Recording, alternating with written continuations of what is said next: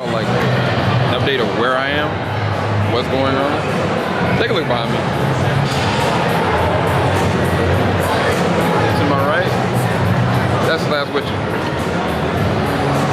Vin Diesel. Behind me, it's all Daredevil. And Jessica Jones. The panel doesn't start until 5 o'clock. What time is it, Joe? It's 3 o'clock. It's been sold out. So, I love Comic-Con.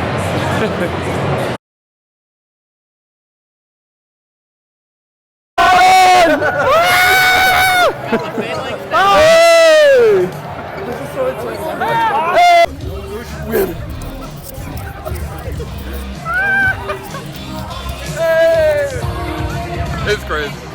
Thank you. You're welcome. Thank you. You're welcome.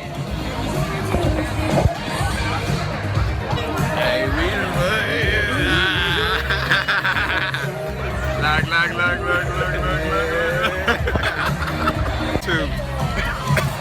Alright, we made it in. Jessica Jones panel.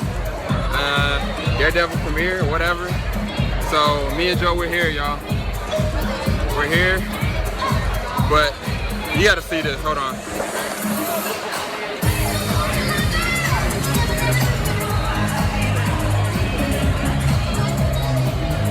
These ain't even all the people. There's gonna be people up there, people over there, all over the Raptors. So it's definitely the biggest panel of New York Comic Con in my opinion. So stay tuned for a lot more information from us and our review, hopefully for Jessica Jones. We'll be back.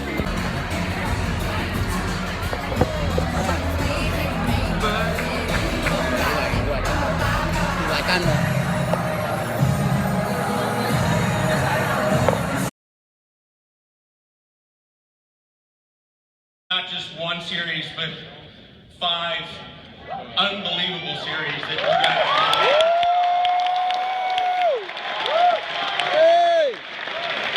And on the flip side of that, you know, the folks at Marvel, Dan Buckley, Alan Fine, and the incredible Mike Machullo and his entire marketing and PR team that have been working. I'm sorry.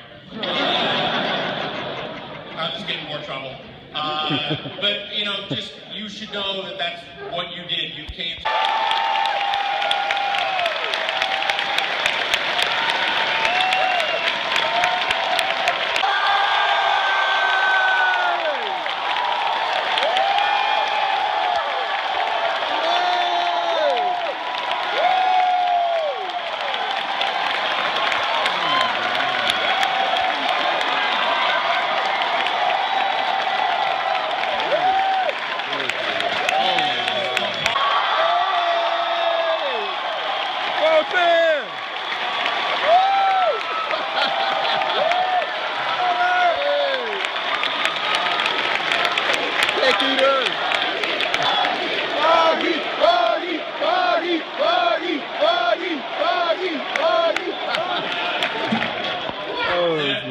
There's not much that I can say.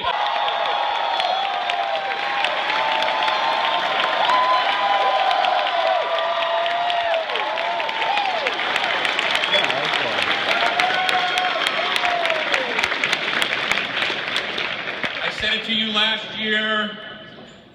Netflix making us so that we could have a second season of the show, getting everyone to believe in us in a way that was brand new and unique. And it's because of his enormous talent. He is the leader of our ship. We could not stand behind a better person. Charlie Cox.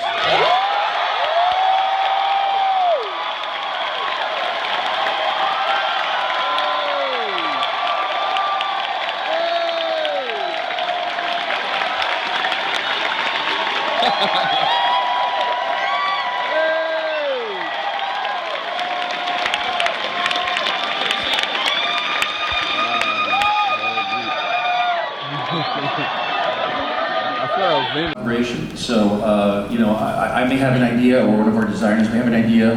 The red Daredevil costume you saw in season 1 was designed by the brilliant Ryan Meinerding, who does most of the great costumes that you see in the Marvel movies. This year we're working with a wonderful young designer named Joshua Shaw, he's our guy now, and he's been working on some costumes for a couple of other characters that might be here. The goal ultimately, as we design these things, guys, it's with you guys in mind. You know, we want to make sure that you guys love the costumes, embrace the costumes, and even though we may have to do tweaks here and there for the medium, we want them to be recognizable, and you guys have embraced it, and thank you. You know, it's been really cool, and you know, and by the way, these guys look great in this stuff too. That's the thing. I'm getting seeing the shots come in, the photos from the fittings, and going, oh, this is so awesome. So yeah, hopefully you dig it. Over here. One of the characters I've always loved at Marvel, and was a character that brought me back to Marvel. And quite frankly, I wouldn't have my role at Marvel if it wasn't for the character. So to see it brought to life, not just with the incredible stories that these gentlemen are writing, but just the performances of our incredible cast. It is, I couldn't have drawn it any better. That's the only way I can say it. It's pretty phenomenal.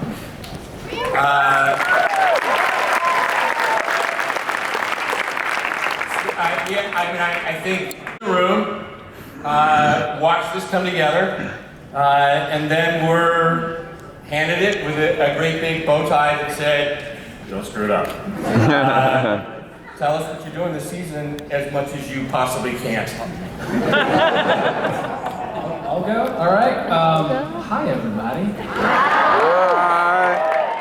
I think a lot of what we were doing last season was wondering in our writers' room whether or not there was a place in a world that was very saturated with superhero stories, at least in the TV aspect of it. Is there a place for dark, gritty, sophisticated, grounded, whatever you want to call it, content? And I think because of the fan reaction, which was overwhelming and wonderful, we got a loud answer, like, yes, go right ahead. And so now that exists and we know that there's something there, it feels like, okay, you buffoons. Now, if you wanted grounded, you wanted dark. Two things, and one of them is Matt Murdock, and the other is the world that Matt Murdock navigates. And this year, you know, last year, Stephen, Drew, love those guys. What a great job of introducing that world. And now, with the Punisher and Elektra, we get to test it and take it further and darker and more emotional, and just take it where, you know, I gotta tell you, we're fans too. So the stuff that you want to see, we want to see, and we can't wait to show it to you. You also, just so the audience knows, you can kick ass too. But in real life as well. Like, tell us a little bit about some of the things that you are actually quite adept at. I'm a black belt of karate.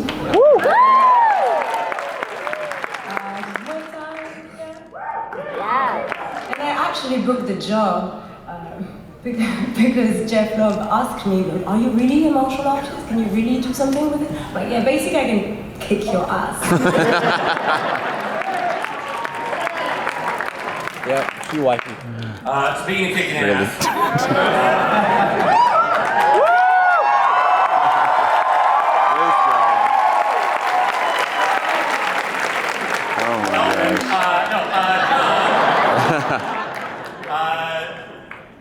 John, this is a part that very early on, I mean, even before we had decided we were going to do this was something that your guys reached out to us, and that you and I certainly had conversations about. This is a role that really meant something to you. This is a part that you really wanted to play. Can you talk a little bit about what it's like to play Frank Castle?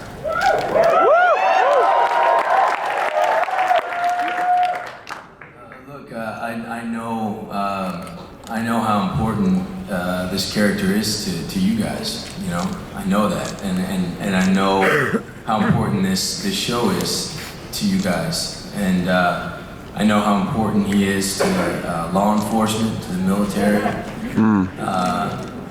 and you know, I look at this as a huge honor, a huge responsibility, and I give you my absolute word. I'm going to give everything that I have, and I couldn't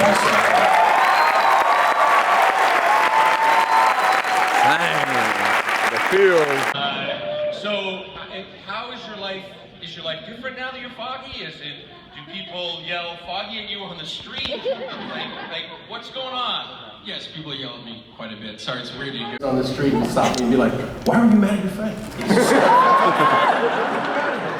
I have to explain to them that I would actually write the show. But it's changed completely. I feel very lucky to be here. Thank you all for coming.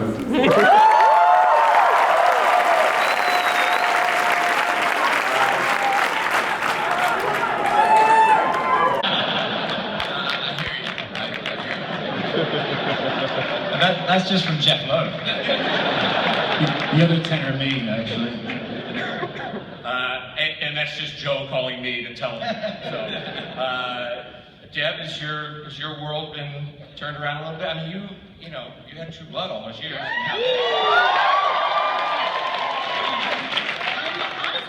I don't get to talk that often.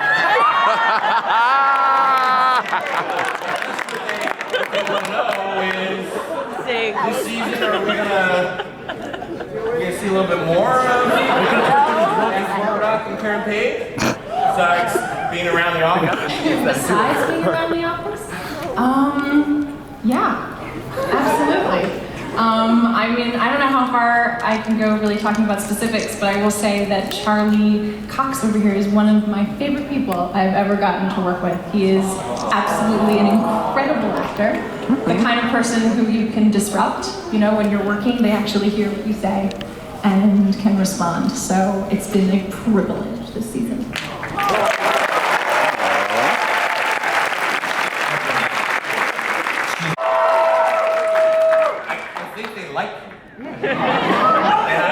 I'm well enough to know that you ride with that very well, and that you, in addition to playing blind, in addition to a flawless American accent, by the way, it's not the British accent that he's putting on, in addition to going out and doing incredible stunt work and working ridiculous hours, all of those things, what have you learned from playing Matthew? What has it been for you in the last year and now going into the new season? You know, I think I spoke a little bit about this last season, about, you know, my apprehension about playing someone who's known as the man without fear. Just because I worry that portraying someone who is incapable of feeling fear on a television show is not that interesting. You know, I think you need to see people. It robs you of one of my favorite characteristics in people, which is courage. And I think that to answer your question, the thing I've learned the most from working with these amazing people and from playing this extraordinary character who is, you know, changing my life, is courage. You know, how much courage it takes to be a vulnerable human, but also a vulnerable superhero. And it's a cool journey to be on. Awesome. Questions. I think there's a microphone. I'm going to start. Have feelings about that? Like, how is that for you? Could you just repeat it? Sorry. Yeah. What is it like playing a character who is blind, and how has it been like interacting with fans maybe who are also you know, visually disabled, and how's the reception been? Yeah, it's been a really very cool experience. First of all, it's acting blind is incredibly challenging, both for me, but also for the cast members that I work with, because as an actor, one of the things that you rely on so much in scenes is to you draw your emotion out of the other person, you know, and so much of that comes from eye contact. So it's really challenging, I think, for all of us when we're working on those scenes, because we don't get that, you know. I can't look anyone in the eye, and they similarly can't look me in the eye. So from a practical point of view, it's very difficult. And yeah, I was really blessed. I was actually invited to the American Foundation for the Blind, and I was given an award there, and I've become associated with them. And that has been so rewarding and so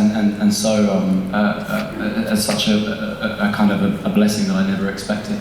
You know, it's one of the things I love about Daredevil is that he's one of the few superheroes who has a disability. Thank you very much. Thank you. Over here. My name is David. I talk to coworkers, students about it, and one of the things that's really nice is the way you can change your affect depending on it, and you've got some of the characteristics and the affect. So I just want to know, where did you study for the, you know, what kind of research did you do to follow for that affect? So I was introduced to and worked very closely with a man called Joe Strechet, who's also affiliated with the American Foundation for the Blind. He's an extraordinary man, and you know, when I was preparing for the role, we would go out, and I joke a little bit. There was one day we went out, and I wore a blindfold, and he guided me, and he's blind. So it was a literal case of the blind leading the blind. Our friends would very much like us to take, because I know you guys want you to as well. If the cast and everybody can come out in front of the table, we can take a quick picture, and then after that, we'll run the clip. Can I just say thanks to all you guys, because it's your enthusiasm that brings us here, and we love it so much. Thanks a lot. That's awesome.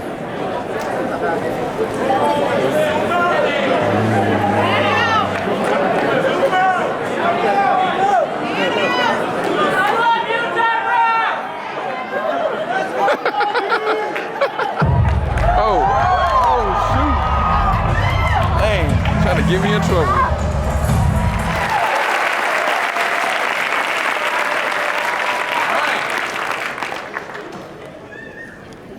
Evidently, we're going to introduce some more folks to you.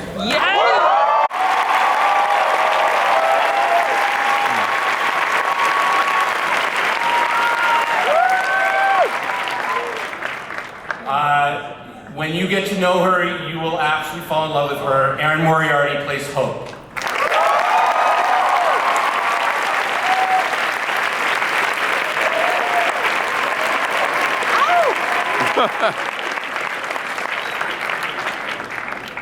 Again, another character you'll get to know, Daredevil plays Malcolm.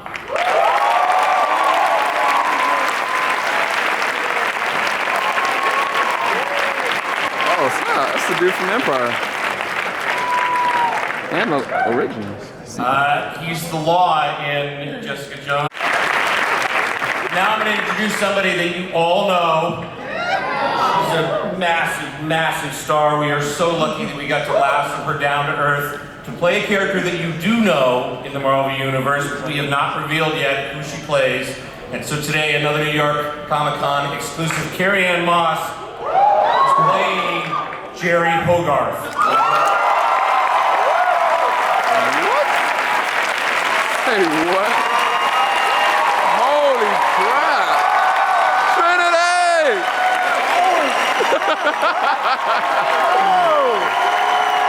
Trinity!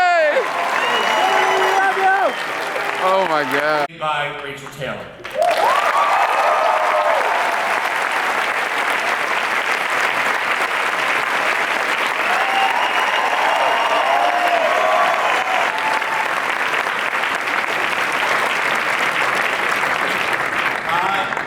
Something a little different this time.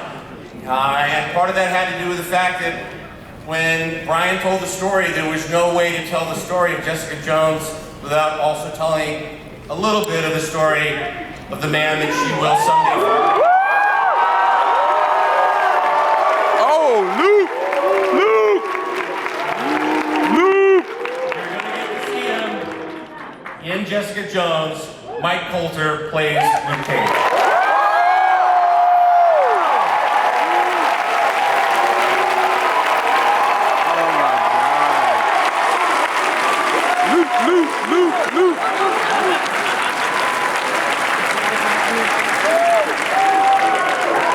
And when she came in on the first day wearing a leather jacket and a pair of ripped jeans, and some combat boots and told us that that's what she wears all the time.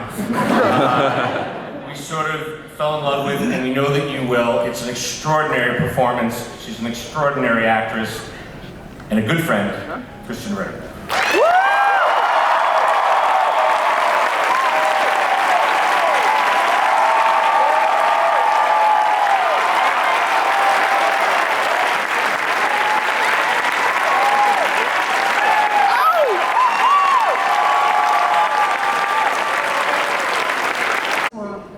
4 years, I think, at this point. Dang. To have it finally to be sitting at a table with the show and the cast it's been a long haul, and it is an extraordinary payoff.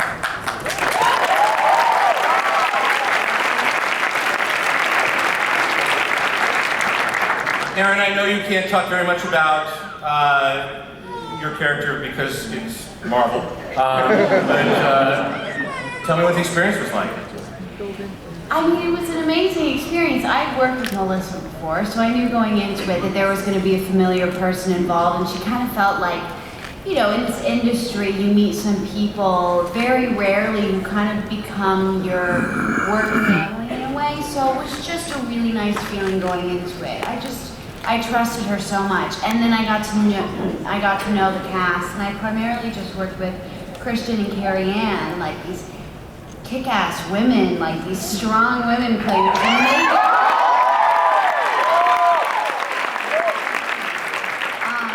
I was just happy to be a part of a show that was like this. I was happy to be a part of telling this story.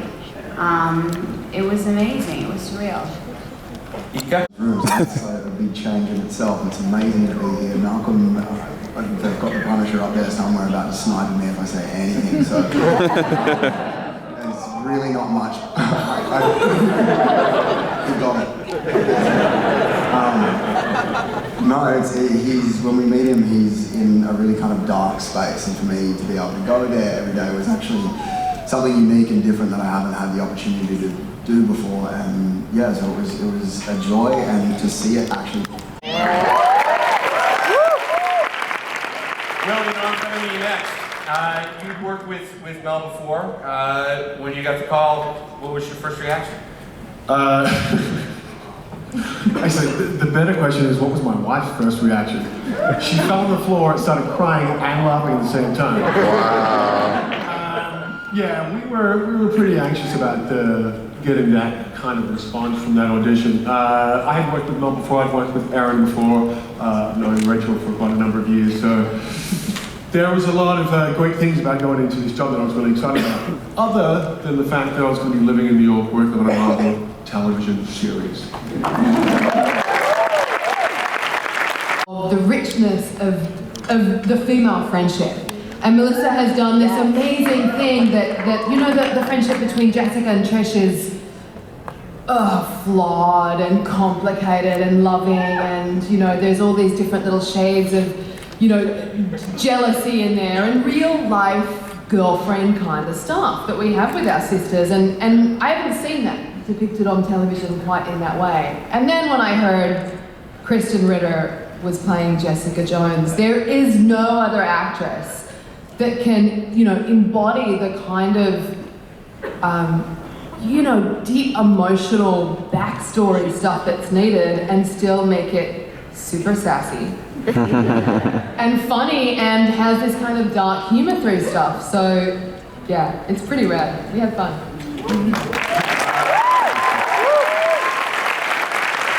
Some of you will come as a surprise that Jaren Horgarth is being played by a woman, but that was something that we really didn't take into consideration. We knew that you were right to play the part of Hogarth, and coming into this, you've been having fun? Yeah, it's been great. I've been talking a lot today, obviously, about the show. And, you pitched it to me on the telephone, and you did a great job. And then Melissa pitched it, another layer of it, and then I read the script. And I'm telling you, every single one of these scripts, you guys, at some point during the reading of them, I went, oh my God, I can't believe that just happened. And it's rare for me because I read a lot of scripts. I'm very rarely surprised, like I see things coming. I just, the writing is impeccable. It's incredible. The storyline is so rich, and our lead, beautiful female warrior, action person that I have had the great pleasure to do it. To see Kristen Ritter do it on a whole nother level, I'm telling you, it's so exciting to be part of it. So I feel like, I'm grateful to be with Marvel and Netflix and to feel all your energy here. It's exciting. I'm really thrilled. Thank you so much.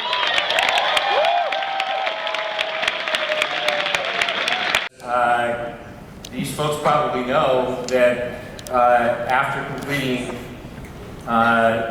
the 6 months of shooting that we did on this show, you got about 2 hours sleep, had a beautiful baby girl, and then we put you right back to work. You're shooting right now.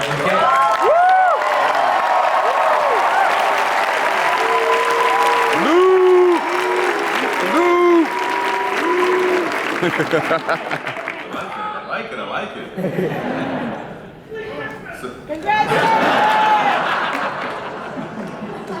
I should have said mop. Well, so everything Jeff said is true. I signed on, and it was like basically signing on to a new best friend. Marvel is all-encompassing. It seems so long ago that Kristen and I were in a room in sometimes I think November of last year, doing this kind of reading thing and chemistry reading stuff, and just even then I didn't know what we were getting into, and I remember talking to Melissa and Jeff in a room, and I was trying to figure out, well, what is Luke Cage and how are we going to do this, and they were giving me these vague answers like Marvel would, but still reassuring me that it's going to be okay, like, no, just sign the paper, everything's going to be fine. It's going to be great, you're going to love it, it's going to change your life for the better, and I was like, where are the scripts, can I see something, anything, and I don't know how, Jeff has a poker face, I don't know how, I didn't see anything, I'm like, okay, yeah. And, so here I am, and when I did get the scripts from the lovely Melissa Rosenberg, the scenes that she wrote were so simple but so real and so grounded. And I remember her pulling me aside and said, listen, if I'm writing, I know it's different maybe from you, as from your point of view. I said, everything you're saying seems right to me. I'm totally on board. I was really happy that they would give me a chance to build Luke's character very slowly. And so yes, we are working on Luke Cage right now, and it's gonna be a different world. But definitely a world is really cool, and I'm happy to be a part of it. This is just a great cast, and the only bad part about it, I didn't get to work with a lot of these other actors on this panel, but I'm sure in the future we will work a lot together.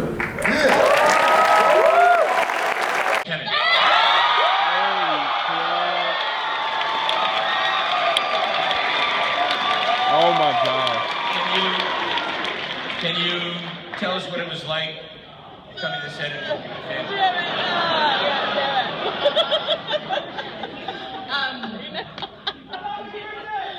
I love you too, thank you.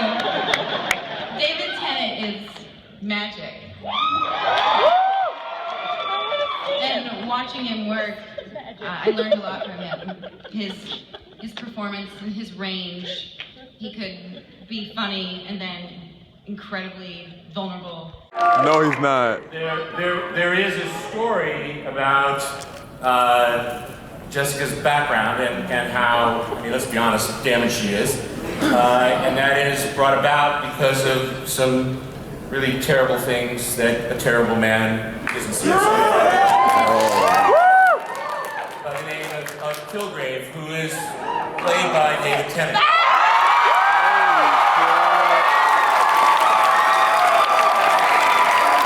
Oh my God. Can you tell us what it was like coming to set it?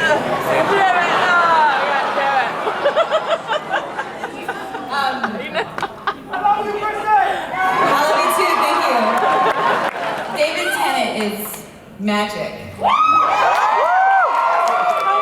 And watching him work, I learned a lot from him. His performance and his range.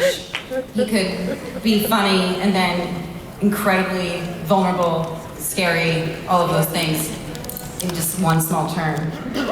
He's also a joy to be around, and one of the best scene partners I could have ever asked for. And to expand on that, Jeff said from the beginning, we'll give you the best cast, the best writers, the best special effects, the best music, and he did that. And thank you.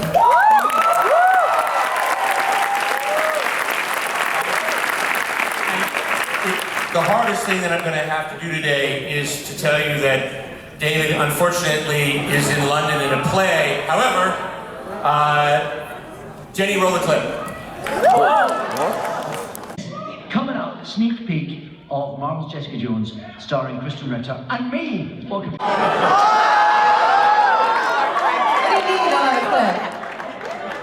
Kristen and you and I talked about this backstage. We don't have a clip. Come on.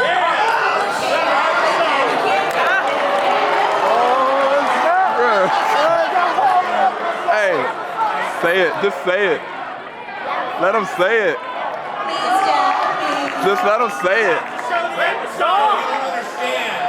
The reason why we don't have a clip is because we have the first episode.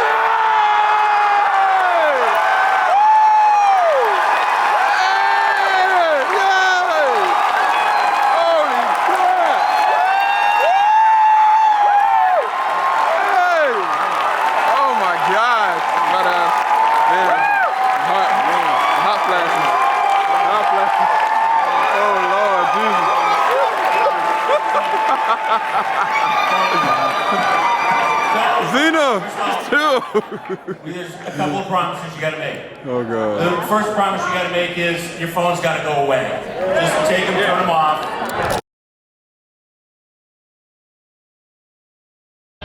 S.J. Clarkson, who superbly directed the episode. Our friends at Netflix, Ted Sarandos and Ali Goss in particular. And if you'd like, I'd like to bring the cast back out again.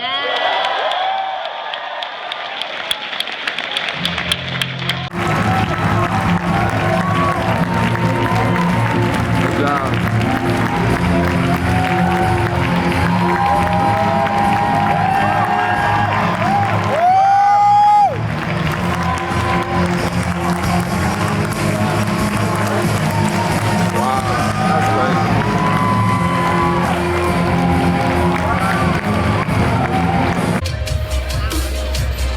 Stay tuned. We're gonna do a brief recap of this in a little bit. That's gonna make something for the main video.